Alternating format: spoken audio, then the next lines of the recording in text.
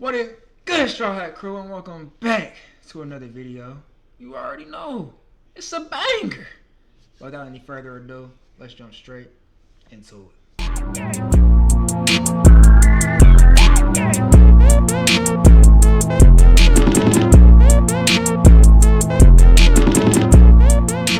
Alrighty, and today we got Rap Alanta, the embarrassing fall of Young Thug.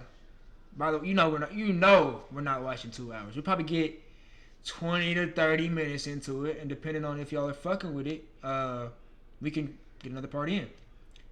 But without any further ado, let's jump straight into it.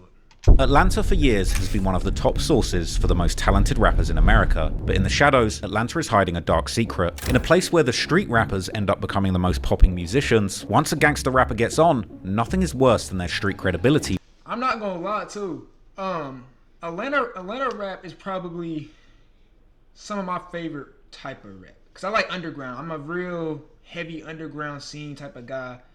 So, and if you know anything about underground, it didn't like, I don't want to say it originated in Atlanta, but you know what I'm saying. Yeah. So, you feel me?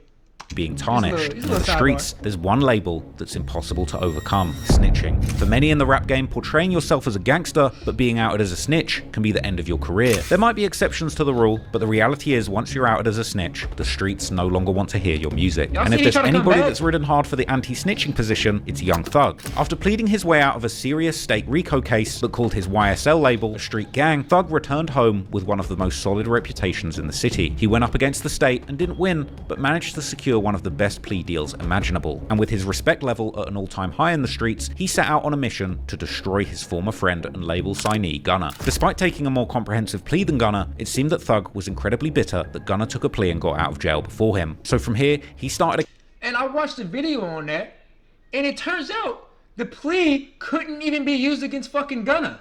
So Gunna was just not Gunna. Sorry. Couldn't be used against Young Thug. Apologies.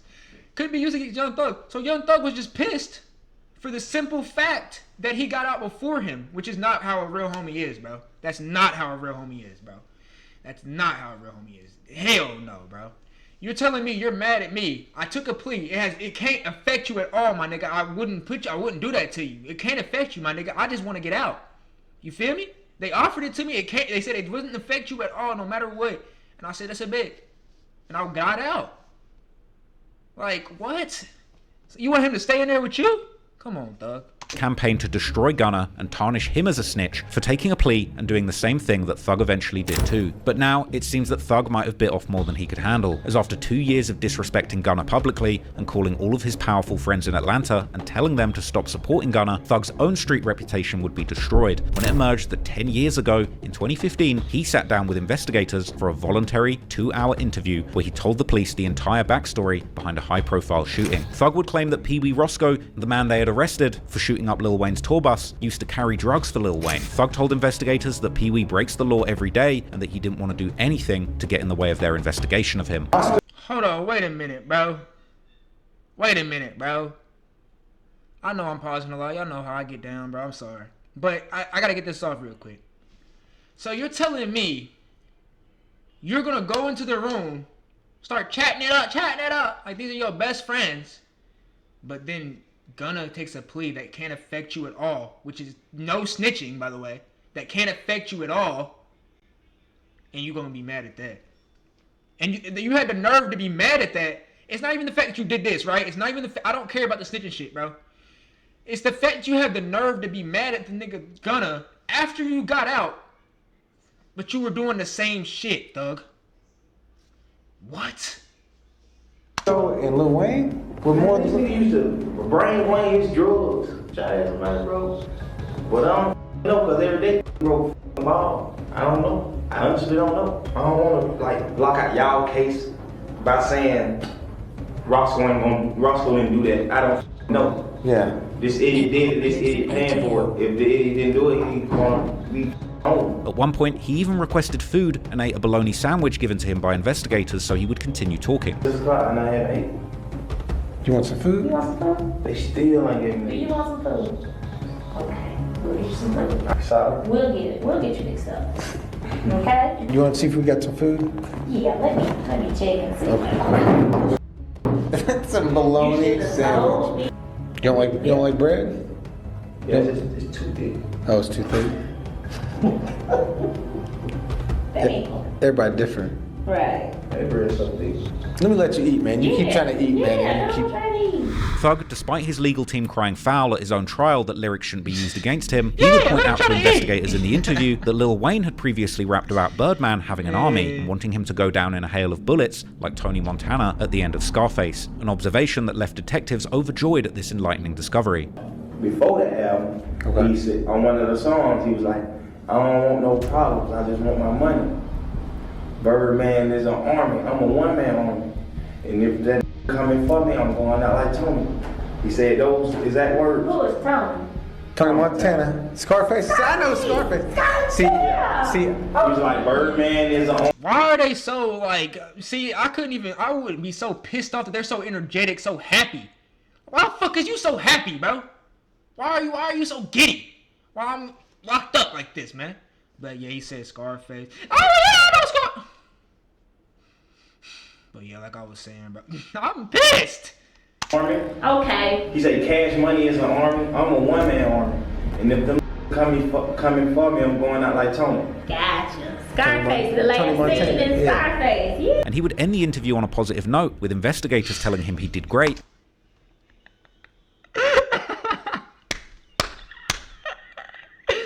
Hey man.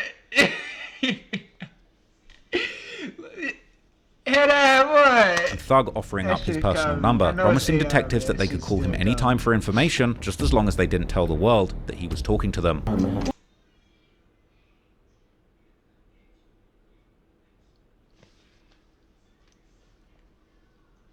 Thug. The nigga that was, oh, I'm a street nigga. I'm a real, listen, I'm a real street nigga though. I have morals and, you know what I'm saying? I stand on that shit. I'm a real, you feel me? You gave the cops your personal number and said, anytime y'all want some information, you can call me up. Just don't be telling the world I gave it to you feel me? But you can call me up. I'm gonna snitch on some people, you feel me? And like I said, it's not about the snitching. It's about how the fuck are you gonna be mad at somebody for not even doing remotely close to what you did, Thug? Not even close. This nigga's tripping, chat. Mr. Williams, you did. Whatever. You were wonderful today. Listen, Yes, sir. promises, make promises. Just we'll keep promises. Whatever you anytime you ever think you want to know anything, tell me. I'm telling you anything. But don't tell the world. What's your I can't even number? get in touch Yes, with you you. can. Hey, I don't have your number. Whatever. well, give it to me. But now that audio's leaked, the world is turning on Thug in the exact same way he wanted them to turn on Gunna, with real street figures calling it how they see it and labeling young Thug as a full-blown snitch too. Whack, he was spitting the cops. Come on now. He was. Why you spitting the cops and you're telling them the truth? Who you spitting them at? Now, he told him, now, he's like, Roscoe's a junkie. He couldn't do no Roscoe commit crimes every Roscoe breaks the law every day. That make the cops look at you. What the fuck are we talking about? So if you making a reservation to tell, after you already did some telling, That's what I'm saying. That's what I'm saying, my nigga. He making reservations to tell. He's making snitch reservations. Yeah, anytime y'all need some information, hit me up. I'll be down to snitch on this for real. I got all the dirt on him. Just hit me up. I want him out of here. Lock him up. Like, Thug, what the fuck? you booked a date to tell furthermore like a concert. Y'all can't do that now. Don't do that. Say that 2 hours of spending the police is not even a thing. Spinning? Yeah, How much 'cause- spinning you gonna do? You gonna be dizzy in 2 hours? Hey, listen. Hey, so I feel you though. Like 2 hours is crazy. 2 hours maxed out, right? Your logic, you look at Gunna as a rat, right? Yeah, definitely. Okay, so you gotta look at Thug like a worse rat because Gunna didn't mention no names and Thug did, bro. As the word snitch generally refers to, snitch being a noun, definition, a person who informs on someone, especially to the authorities, like the police. Informal and often derogatory, used to describe someone who betrays others by revealing secrets or reporting wrongdoings. Snitch. Damn. But unable to accept the reality of the situation, Thug would go on to make things 100 times worse when he decided that if he was going down, he would take down the whole of Atlanta with him, going on to call out other respected street figures in the city rats too, and using debatably flimsy information to back it up. Young Thug dropped a snippet from a song, and he mentioned you in it. Tight. You heard this. He said, yeah, Gotti tricked me for some years, I didn't know he was telling. I tricked who? He said, yeah, Gotti, this is Young Thug rapping. He said, yeah, Gotti tricked me for some years, I didn't know he was telling. What told on? Thug basically said if he's going down, everyone's going with him, and now the city of Atlanta's reputation is in tatters, as the whole world has now labelled the city, Ratlanta, the city of snitching rappers. But how true are the snitching allegations against Thug, as well as the allegations he made against others? Well, today, we're gonna... What do you mean, how true are they? Man, he just had a full, apparently it was 2 hours long, and then he set up a, and then this nigga set up a, like he said, he set up a meeting. Yo, anytime y'all need some information, here, take my personal number. Anytime y'all need some snitching done, you know who to hit up. You feel me? to look into every story and case and try and determine the real from the fake, and answer once and for all, are the streets of Atlanta still solid like they used to be, or is it now truly Ratlanta, the city of snitches?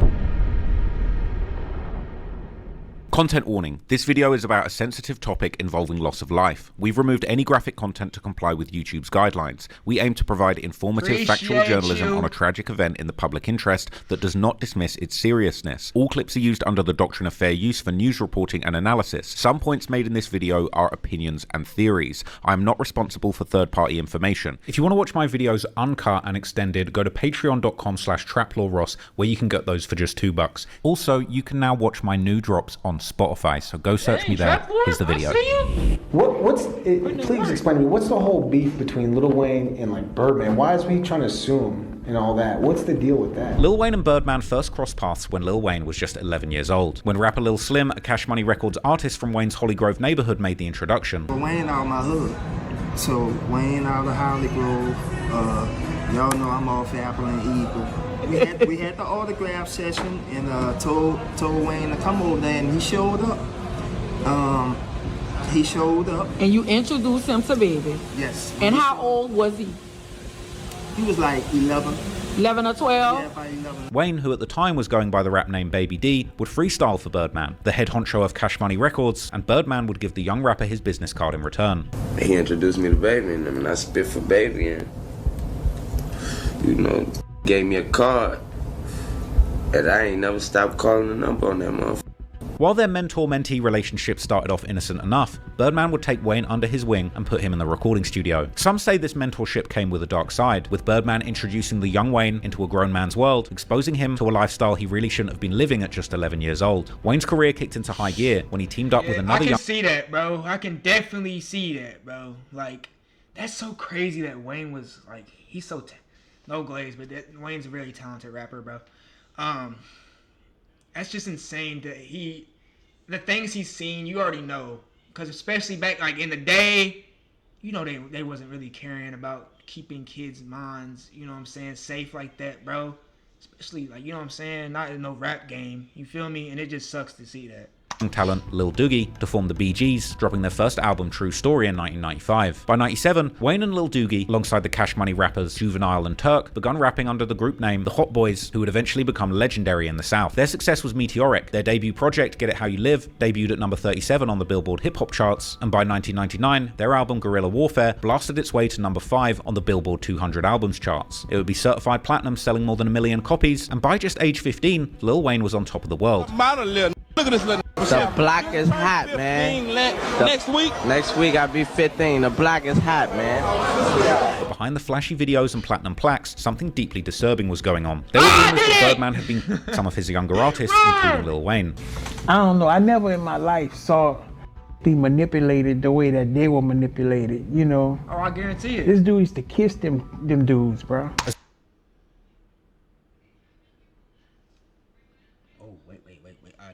I didn't see that one coming. Huh? Was she talking about Birdman right there? Doing the manipulating? used to kiss the dudes. What the fuck they got going on? Time went on, revelations came out suggesting that Birdman was using shady business tactics with his artists. I mean, Lil he was Slim, hanging around the very man Diddy, who but- introduced Wayne to Birdman, had been the first to walk away from Cash Money in '95, convinced that he was being cheated out of his album sale earnings. Juvenile left Cash Money Records in 2001 for the same reasons. And then BG, who had been signed to Cash Money in '92 since he was just 12 years old, also left, alleging that he had received zero royalties for his early work for albums released before 1998. Even Manny Fresh, the mastermind producer behind Cash Money's iconic sound, would eventually walk out too and take Birdman to court. In a revealing interview, Juvenile disclosed that even Wayne himself had reached out looking for guidance on how to get off the label, but Juvenile slimily told Lil Wayne that if he wanted help from him, he would need to pay. Still under Cash Money Records, in 2003, Lil Wayne made a power play, launching the Young Money label. The deal was a 51-49 split between Cash Money and Wayne, and Young Money went on to sign the biggest male and female artists in hip-hop history in 2009, Drake and Nicki Minaj, bringing about the Young Money era, where the Young Moolah Baby tagline was all over radio. But by 2013, the Man, look at this. Hold on, y'all. Hold on, y'all. Damn, am I too young? Okay, I know. Good. I know Drake, Nicki. Damn. Am I this young? I don't know. I don't really know these niggas like that, y'all. Besides, you know, Nicki, Drake, and Tyga. era came to an abrupt stop because the money wasn't flowing like it was supposed to, and Lil Wayne's royalty payments allegedly started going missing, and his cut of Drake's massive success was apparently nowhere to be found. But worst of all, the actual music rights that Lil Wayne was supposed to co-own with Cash Money were locked down solely under Cash Money's name. But the final straw seemed to be the indefinite shelving of Wayne's highly anticipated The Carter 5 album. Wayne's frustrations boiled over in a series of tweets in December 2014 where he called out Birdman and Cash Money for refusing to clear his album. This was something that Young Thug would eagerly speak about during his 2015 interrogation. Please explain to me, what's the whole beef between Lil Wayne and like Birdman? Why is he trying to sue him and all that? What's the deal with that? And Bird, they fell out. Then I was like, what the hell going on with you and Wayne? Tell me. Wait, this was 10 years ago? Oh yeah, bro. Like, hell no. So he's been sitting on this for 10 years, and he's gonna have the nerve to get mad at somebody else for not even doing what he did at all, not even close. He was like he mad because I don't want to put his album out. He was lying. At the time, Wayne was calling himself a prisoner and claiming his creativity was being held hostage, while stating how he desperately wanted off the label and to have nothing to do with Cash Money anymore. As Thug would later explain to authorities, Lil Wayne had essentially found himself in a situation where putting out his album meant that he could get sued. So after he was just like a year and a half, he just saying free Carter 5. Man, he was like, Bird, man, this nigga dropped my album. This and that and that and this and this and that. So they had the world fool. You can't put out no album. That's why he's so mad. Because he's like, he got the album, but he still can't drop it. He like, so he can't make no money off of the album, baby. He like, he'll say on the mic, drop my album.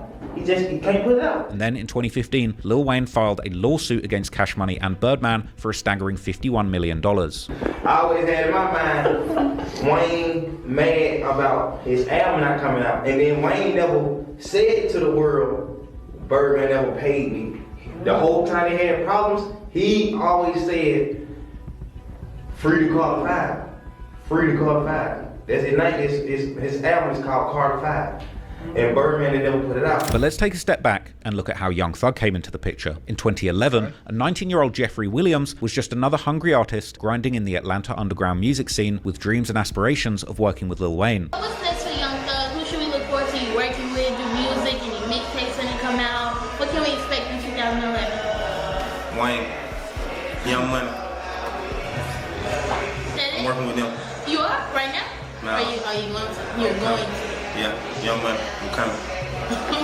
It was impossible to deny the role and influence that Wayne had on Thug's early sound. It was difficult to find any review of his early mixtapes and songs that didn't have somebody mentioning just how much he sounded like Lil Wayne. It was around 2014 when Thug begun raising eyebrows on the internet, romantically sharing drinks with his homies and rocking leopard print tutus, that he would graduate from a Lil Wayne imitator to a real deal unique artist with serious potential in the music game. His songs Stoner and Danny Glover begun popping in the streets of Atlanta and all around America, and at one point he was even rumored to have signed to Birdman's Cash Money Money Records too, a deal that ultimately didn't actually end up materializing, as Thug would later reveal to authorities that he felt like he actually dodged a monumental bullet by never actually... Oh, for sure!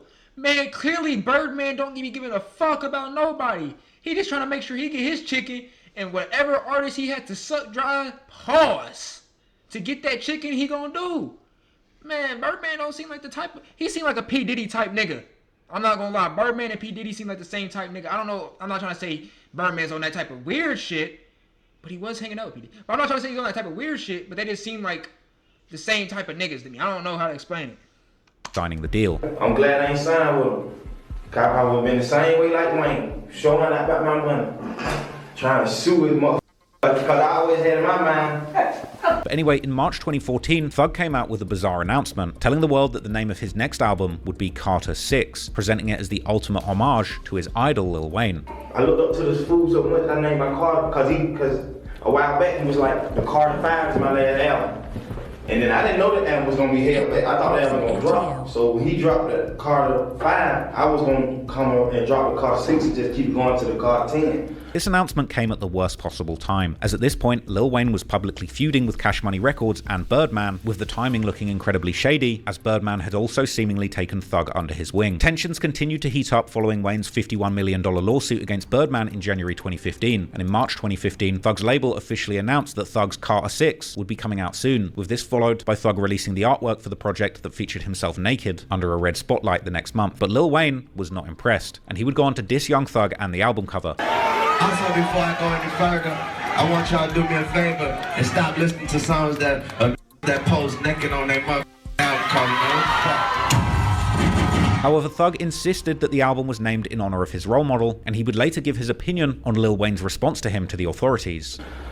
But he probably thought I was being funny about it, so he just started tripping on me. And it was at his show, he was like, Birdman. And then on my album cover, I don't got on no shirt, he was like, and that pose naked on his album cover. Don't listen to that shit. That gay. I'm like, damn, shit, I'm on wrong to you. I'm like, bro. But anyway, Thug was inevitably forced to change the name of his album under threat of being sued too, instead going with the name Barter 6, a B being of course a reference to his alleged affiliation with the Blood Gang. He would then announce the location of his next show be in Holly Grove, New Orleans, Lil Wayne's hood, with Thug telling the world that he would be pulling up, strapped with guns, or as he referred to them, Yeah, YSL.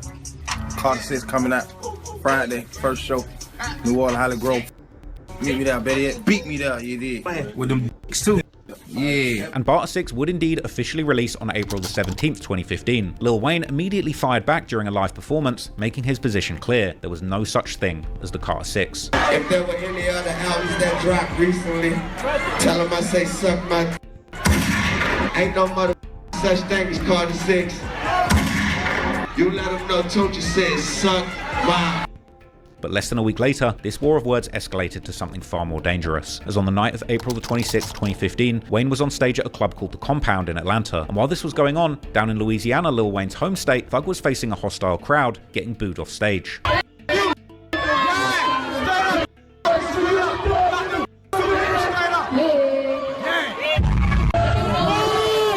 didn't even know Thug and Lil Wayne had this big of a beef going on, bro.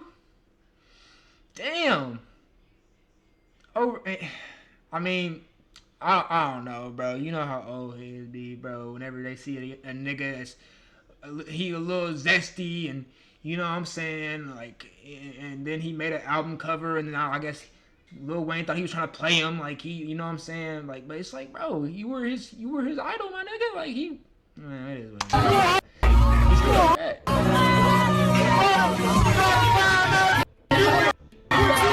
Their rivalry was playing out in real time in two different cities, and ironically, they were both on each other's home turf. But as Lil Wayne performed, Thug's affiliates and alleged members of the Blood Gang, including Pee Wee Roscoe, real name Jimmy Winfrey, descended on the venue. Police would claim that they spotted Roscoe driving his own personal white Camaro, as well as claiming that they had spotted an assault rifle inside the vehicle. Reportedly, a confrontation had taken place when Roscoe was refused entry into the venue, with it being suggested that at some point he promised to spray the bus. After the show, Roscoe left the area, and while the show was shutting down, law enforcement provided Lil Wayne and his entourage entourage a police escort to get them out of the area. But their escort ended as Wayne's tour bus entered into a new jurisdiction, driving onto the Interstate 285 when the white Camaro would pull up beside them, and soon shots from a 40 cal and 9mm handguns would riddle both buses with bullets. The investigation that followed this shocking act of violence would produce some even more disturbing findings, as the alleged triggerman Pee Wee Roscoe would allegedly call Birdman's phone right after the shots were fired, and once Wayne's bullet-riddled bus screeched to a halt at the Mandarin Oriental Hotel, while still on the phone, Roscoe... That's the shit, that's why I call him, that's why I said he was like P. Diddy. He's over here trying to make calls, Birdman's over here trying to make calls to get niggas taken off. Are we serious? Who is this nigga? Oh my God. Made his way back to Wayne's location, but fortunately, police were already on the scene, and afterwards, Pee Wee hid the Camaro and fled to Miami. Almost exactly 1 month after the shooting, Pee Wee was picked up by police and arrested in connection to the tour bus shooting. New developments this noon in the shooting of a rapper Lil Wayne's tour bus. This morning, the accused triggerman went before a judge, and Channel 2's Audrey Washington was there. Audrey, Jimmy Winfrey was hoping to be allowed out of jail this noon. Linda, court just wrapped up a little over 60 minutes ago. Despite some moving and emotional testimony by the defendant's sister, the judge was not swayed and denied bond. While staring down possible decades in prison for the shooting, Pee Wee would reportedly throw his no snitching standards right out the window, because according to court documents revealed by TMZ back in 2015, Pee Wee, or technically his lawyer, would tell authorities that Birdman should also be held liable as a party to the crime, arguing that Birdman's financial dispute with Wayne was the very reason for the shooting in the first place. TMZ appeared to argue that Pee Wee's team were essentially pointing fingers at Birdman to make sure he didn't go down alone. After the most recent scandal around Thug's alleged snitching, YSL Lil Woody would bring this decade-old article up with his own interesting theories on why Thug had been talking to the authorities, arguing that while behind bars, Pee Wee had told Thug to get him out of prison, so Thug and Roscoe hatched a plan to put the shooting on Birdman. When Thug was in there trying to tell, they weren't having it because they wanted Thug. That's why Pee Wee did go to jail. Pee Wee did get convicted. This the second time he been charged with the Wayne tour bus. Pee Wee got convicted in 2016. Pee Wee went to prison. Thug, he told Thug and them, hey man, y'all better get me out of here. Go look it up. TMZ already exposed it. Pee Wee had turned on Birdman. They already got to it. They already got to it. Man, I don't care about nothing. However, in all fairness, that's not quite what Pee Wee's defense was arguing, as this was a motion to dismiss his charges, not to include charges against them.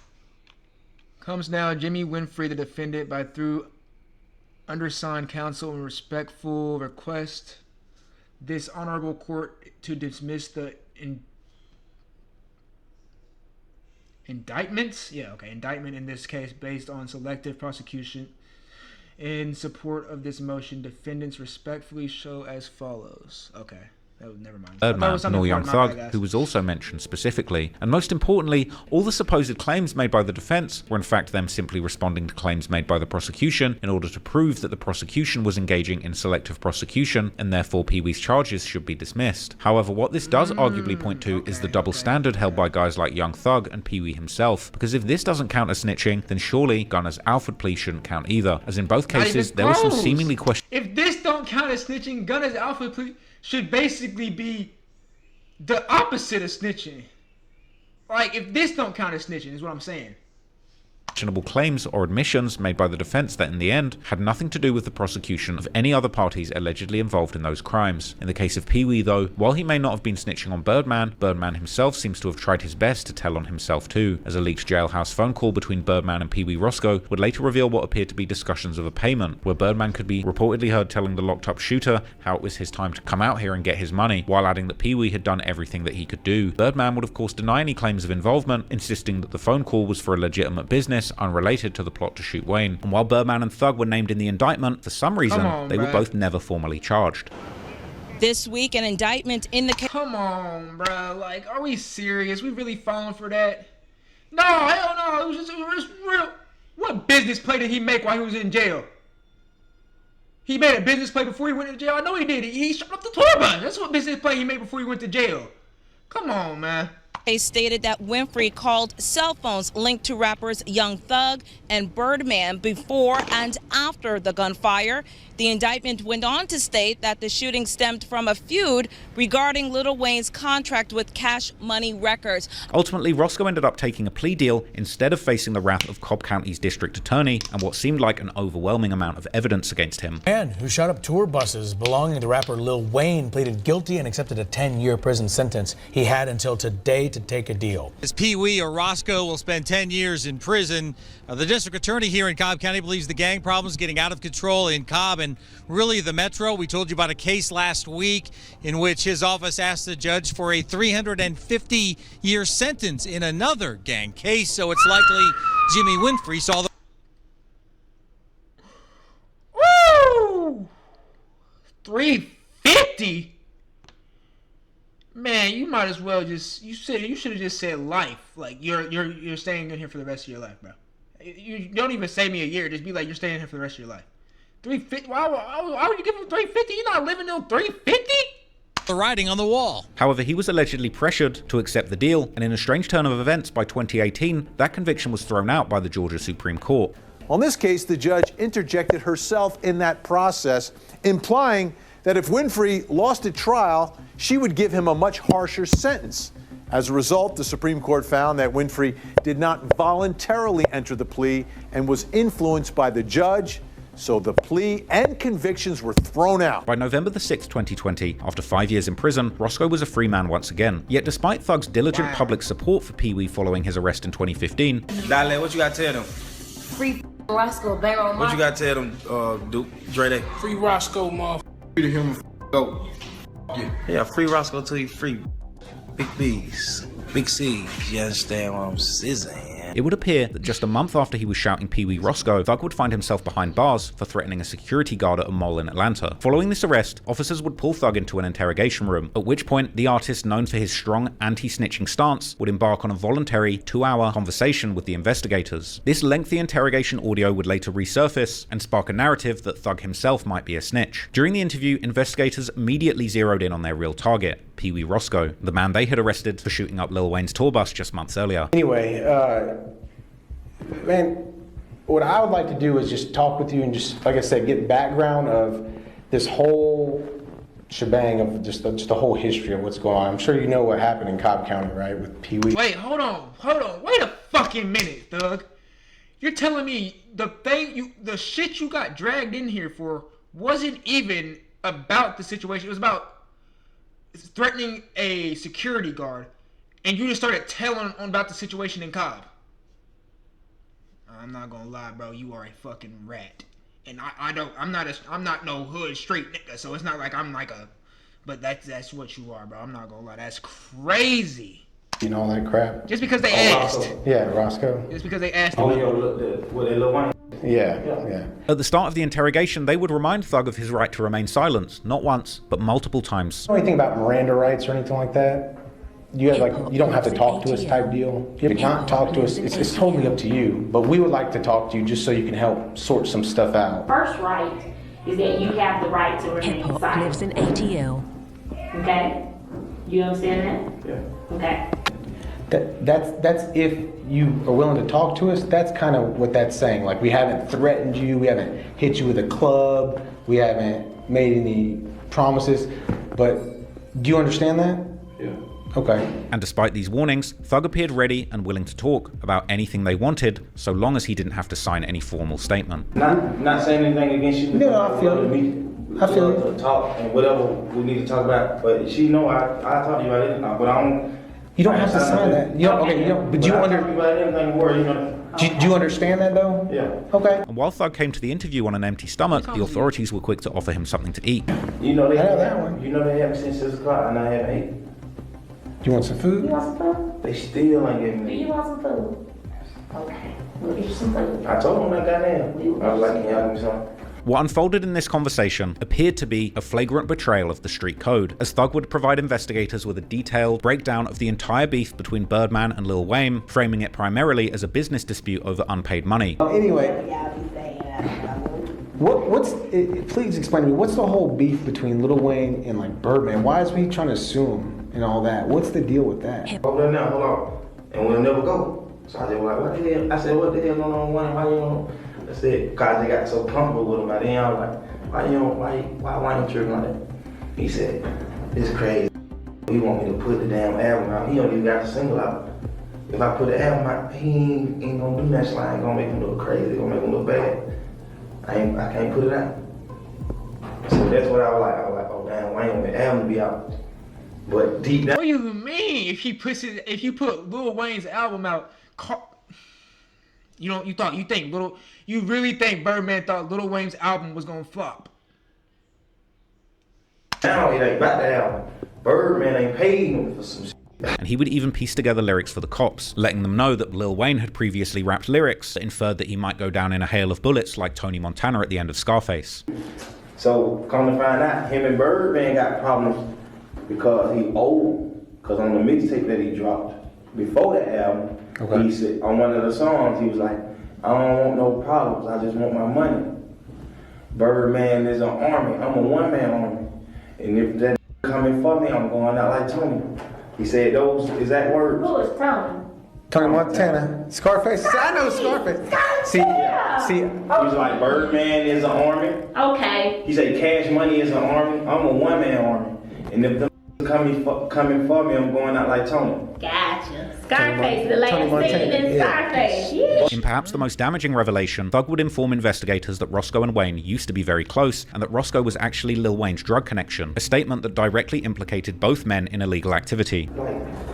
They're like brothers more than Birdman and Wayne. They're doing what now, brother? I said them was them there more brothers than Bird and Wayne. Oh, Roscoe and Lil Wayne were more than... Used to bring Wayne his drugs. Like, trust them. I don't know what the fuck happened with them fools. After this, the interrogation was temporarily interrupted by the arrival of Thug's bologna sandwich. That's mayonnaise. Oh, mayonnaise. Mustard smell like honey. Oh, I mean mustard, that's what I mean. I'm sorry. I don't want to block. Throughout the interview, Thug made a careful dance around directly confirming Roscoe's involvement in the bus shooting, frequently saying that he didn't know if he'd shot up the bus, that he didn't think he did, but also pointing out that he didn't want to get in the way of their investigation. This idiot did it, this idiot paying for it. If the idiot didn't do it, he'd be home. Yeah. But just knowing Roscoe, man, that man, scrub. That fool. I'm like, you shot at somebody, bro. But I don't know, because every day, bro, ball. I don't know. I honestly don't know. Block. I don't want to. I feel like he's trying to do like a run around, but it's not. He's not doing a fucking good job. It's like he's like, but Roscoe that fool. You really think he did that? But I don't know though, because every day niggas be committing crimes. You know what I'm saying? It's like at first, you know what I'm saying? I feel, but it's still looking a little snitchy to me.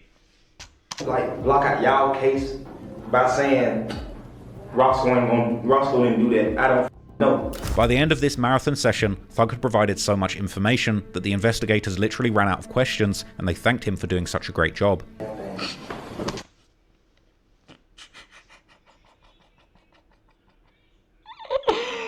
Oh! No, bro. They thanked you for doing such a good job, Thug. Appreciate you, Thug. Great snitching in there, boy. We got all the information we need on now. Man. Anything else you want to talk to me about? Nothing right now. All right, man. Mr. Williams, you did. You were wonderful today. Thug in turn left the door open for them to reach out to him anytime, providing his number under the condition that no one would find out about him talking to them. Listen. Yes, sir. Promises. Make promises. Just we'll keep promises. Whatever you anytime you ever think you want to know anything, tell me.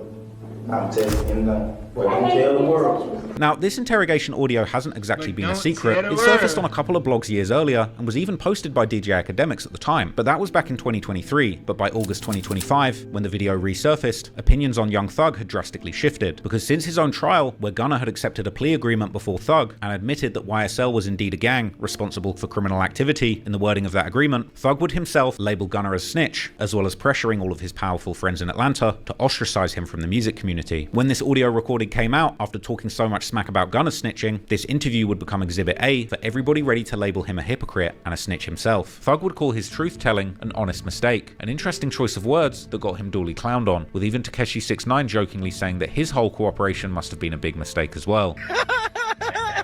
Rollo, you never made a mistake. You never made a mistake in the interrogation room, bro. Some stuff just costs more, except airfare. Find cheaper flights this summer on Kayak. Download now. Damn, bro. Made a mistake. So my was a mistake the whole time. That was a big mistake. So sit down, man. Mistake is just fine. Thug continued by saying that he told detectives that they used to sell weed to try and prove that there was no beef between Pee Wee and Wayne, which was an obvious lie from Thug, who in fact told detectives that it was only Roscoe specifically who had sold drugs to Wayne. Oh, Roscoe and Lil Wayne were more than... He used to bring Wayne his drugs. In a potential attempt to deflect, Thug also accused Rollo of telling Fulton County District Attorney Fannie Willis that he was willing to testify against Thug and YFN Lucci to get out of jail, an outlandish claim that had zero evidence to back it up, with Rollo hopping onto Academics' stream to say that the street code dictates that the allegations need to be backed up by paperwork. It said, I tried to testify on YFN Lucci and Young Thug. When? What the see, that's the type of I'm talking about right there. What the that came, who the wrong this, like, where in the hell that came, where we seen that in black and white at? Okay. You got to be able to show the person the paperwork or the documentation on who this person told on. Thug continued deflecting on Twitter by reposting a 16-second clip from the 2-hour interrogation that conveniently left out him. We been heard the footage and nothing Thug said could be misconstrued as snitching. Hey, I can tell y'all anything y'all need to know. If you need hey, listen. If you need any type of information, hit me up, but just don't be telling the world, though. You gotta keep it on the low for me, you feel me? But I can tell you anything you need to know. Got my face, nigga. I'm telling on Birdman, Wayne, and Roscoe, and instead focusing on one line where Thug would deny that he, Lil Wayne, or Birdman were blood members. All y'all are bloods, right? Like Lil Wayne, you, and Birdman, all y'all. So, I mean, I just don't see why the beef makes sense, though. Blood? Yeah. Blood. Man, that's what y'all said on the song. That is entertainment, man. Y'all say it on. One of the first people that came to his defense was none other than Pee Wee Roscoe himself, who with some very suspect reasoning argued that Thug essentially did nothing wrong by... I will say this, bro. When rappers get caught up and they have to defend themselves from their own lyrics or from something they've said, the things they come up with is some of the most funny shit in the world. Man, I was clearly just trolling, bro. Like, clearly I was trolling, bro. Come on, man. Telling the cops that he sold weed to Lil Wayne, essentially claiming that verbal confessions to police somehow don't count as snitching. That's what you're supposed to do. When you go in the interrogation room, that's what you do. He told you, man, we sell the Wayne Carter weed. What the is wrong with you? You feel what I'm saying? No, a statement is this right here. Lineup selective. That's him. He did that. He didn't do that. A point that did very little to help Thug's case. At some point, Pee Wee would even slip up and say that Thug did what any tax-paying citizen would do, followed by him desperately trying to reframe Thug's 2-hour interrogation as him openly keeping solid and trying to pull Pee Wee out of the hole. He did what You're right. He did do exactly what a regular tax-paying citizen would do. Snitch. He did too. Yeah, you're right. Tax-paying citizen do a real street, kept it solid. Kept it overly real, you feel what I'm saying? Really tried to pull me out the hole. But Pee Wee was also seemingly on a mission to piss everyone off and to make even more enemies, attacking a whole host of people from the Atlanta music industry, accusing them of snitching too. Informant, Rat Low, that's not no informant. Stop it. Rat, Woody, Rat, Do, Rat. Woody? YSL Woody's a rat? Come on. We just seen him say solid on the trial. I mean, maybe he did rat him. I don't know about that one, man. I just seen him say solid. Sergio wanna tell it, Rat. Money, Did you Rat. say Sergio wanna tell it? Rat, Buka. You understand me? What's the other one? The Mice Nietzsche, cause he laying beside him. You understand me? Mice Burger. You understand me? What's the other? Then you got Mice, Mice Nietzsche. All them together, all of them together. QCP, all of them, they all together, the whole rap camaraderie, man. This was a decision that even Woody recognized as a big mistake, saying how Roscoe had just made a whole lot of people mad who now had motives to leak more stuff, before happily welcoming Thug to the All-Star Snitch Team roster alongside himself and Charleston White. You knew not to come on this internet. You knew not to let like Pee Wee Roscoe get on the internet and do what he did. You let Pee Wee do that. You let Pee Wee do that. And Pee Wee got you in all this stuff. Pee Wee got on the internet calling people rats. Pee Wee got on the internet saying all he said. Now guess what? He made people mad. People when they dig up the videos. You official on the Woody and Charleston White team. And in response to Roscoe mentioning his name in the list of known Atlanta snitches, Woody made a diabolical allegation that Roscoe had a special preference when it came to his partners. You remember we was at the Sky House? Me, you, and Thug was sitting in the car? And that damn trans vest walked past? And Thug tapped you and said, Pee Wee, what's up with that? And you told Thug how you stuck your dick lean up in it? Don't get me started. Alrighty. So, we're going to end it off right there. We're going to end it off right there on a cliffhanger. I hope y'all enjoyed that video. This is going to be one of my longer videos, but I hope y'all, you know what I'm saying, watch it. With that being said, I'm going to catch y'all in the next one. She call me Luda, bitch, I roll out with my shooters. She wanna fuck me in a Plymouth Barracuda.